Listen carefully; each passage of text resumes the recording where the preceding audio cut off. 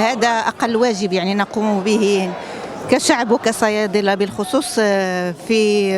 لمساندة إخواننا في فلسطين ومساندة المرأة الفلسطينية والأطفال والشيوخ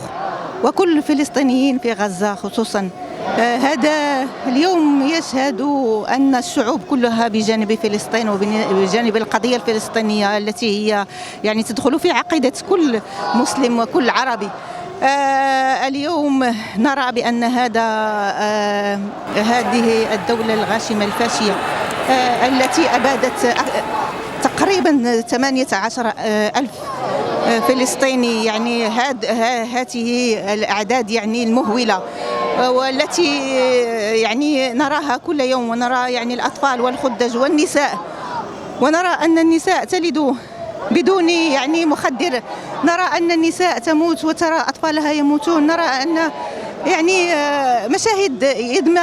يدمى لها القلب وتنفطر لها المشاعر كلها.